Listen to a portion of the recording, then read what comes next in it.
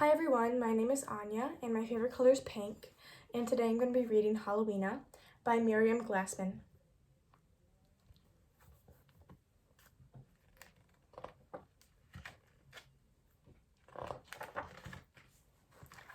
Hepzibah lived in an old tower and ate nothing but burnt cupcakes. No one in the neighborhood dared to speak to her, and children were warned to stay away from her door. After all, she was a witch. One day the mailman brought her a letter. Dearest Hepzibah, what a muddle I'm in.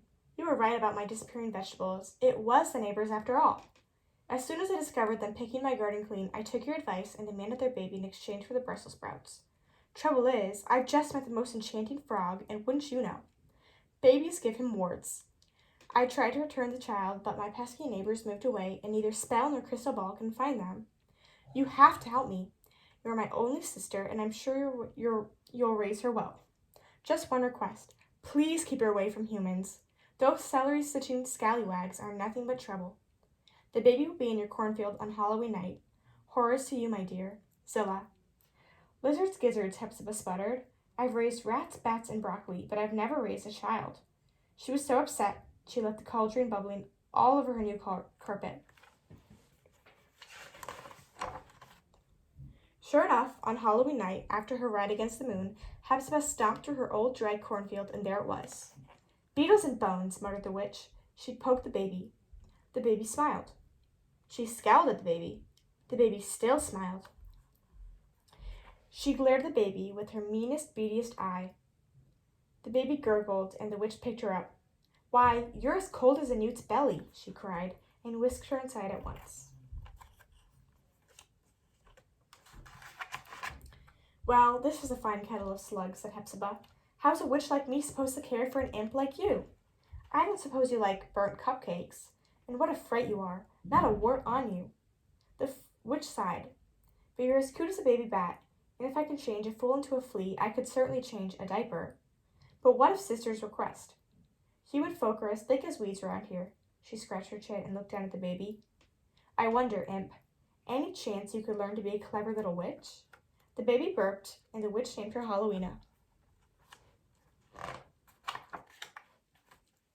Having a baby around the house meant a lot of changes for Hepzibah. She had to pull all the poison ivy from her garden and plant beans and fruit trees instead.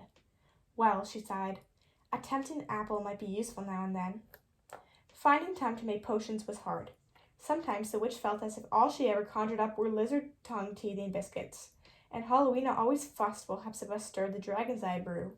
To top it all off, good babysitters were hard to find, so Hepzibah gave up on her wild nights out with the ghouls. She feared she was going batty. But somehow Hepzibah muddled through, and for Halloweena's third birthday she gave her a broom of her very own. Again and again Halloweena tried to fly, but she always fell down, scraped on her knees, banging her elbows, or tumbling onto the cat. Halloweena was miserable. Hepzibah was at her wit's end. Then one day she saw a boy riding a bicycle and dashed down to the dungeon.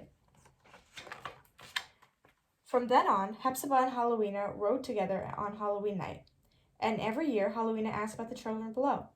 You're not like them, sniffed Hepzibah, mindful of her sister's letter. They're nothing but trouble. But they're small like me, said Halloweena, and they laugh the same way too.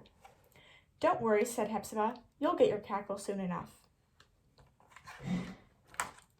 Though she still couldn't cackle by the time she was 6, Halloweena could burn cupcakes to a crackly crisp and turn the mailman into a kangaroo.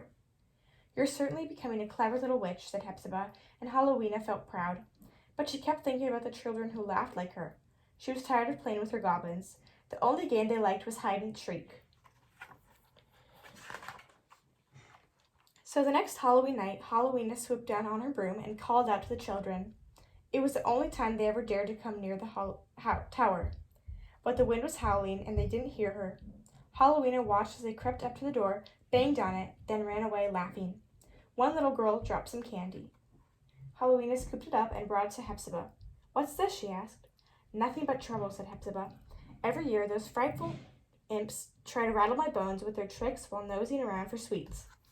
Throw it away and come sit with me. I've baked us some fresh ladyfingers. Halloweena's hand closed around the candy. No, thank you, she said. I think I'll just go to bed. Upstairs, Halloweena pulled the covers over her head. Then she took a piece of the candy and bit its white tip. Mmm, she hummed. Carefully, Halloweena bit off just the orange part, and then the yellow. Piece by piece, she ate the white, the orange, and the yellow, till it was all gone. Sitting up, Halloweena scratched her chin thoughtfully. Then she jumped out of bed and flew downstairs. Why do we always have to ride against the moon on Halloween? She demanded. Why do we always have to sing haunting melodies? Why can't I play with those kids out there, and why can't I be their friend? Because you're a witch, snapped Hepzibah. Halloweena stood stiffly, sniffing back her tears, then ran up to her room. Oh, fiddle ferns, I was afraid this would happen, Hepzibah fumed.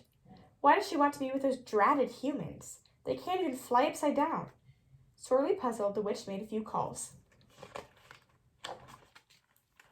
Lock her in your tower top and throw away the key, suggested one old crone. A spindle prick will put her to sleep for a good long time, advised another. Oh, for goodness sake, just give her to me, urged her friend from the gingerbread house. I can always use a hand when I have guests for dinner. But their advice left Hepzibah more vexed than ever. She couldn't bring herself to lock up little Halloweena, or have her sleep through every Halloween, and she certainly didn't want to send her away. Yet the more Hepzibah thought about Halloweena feeling lonely, the sadder she became. If Halloweena wants playmates, then that's the way it's got to be. Besides, how hard could it be to make a few friends? So down to the dungeon she flew. Hepzibah worked her best spells, but all of the friends she made for Halloweena either croaked, slithered, or hopped away. Tired and disenchanted, the witch went up to her room. But as Hepzibah was climbing into bed, Halloweena was climbing out of hers. She picked up her thickest magic books and headed outside. The next morning, Halloweena dashed straight to the cornfield. It was alive again, its gleaming stalks rising high into the sky. Hundreds of white-tipped candies peeked out from the leaves, and children were rushing into the field to get them. Halloweena ran to welcome them, and a little girl smiled at her. Look, said the little girl, we have the same missing tooth. I got 3 frogs for my tooth, replied Halloweena. How many did you get? A boy with a mouthful of candy ran up to Halloweena. This is better than trick-or-treat, he said. Can you grow a bubblegum bush too? Suddenly the children froze. There at the edge of the field stood Hepzibah. Slithering snakes, what's all this? The witch hobbled closer. She poked a stalk. She scowled. She stared with her beadiest eye. A candy corn field, cried Hepzibah, and she cackled loud and long. Then she turned to Halloweena. You're a mighty clever witch to conjure this up, but what are we going to do with all these candy-snitching scamps? I think we should have a Halloween party, said Halloweena. But Halloween was yesterday, said the girl with the missing tooth. Hepzibah scratched her chin thoughtfully. Then this, she declared, will be a Halloweena party. And so it was. I hope you guys enjoyed listening to me read this book. It's one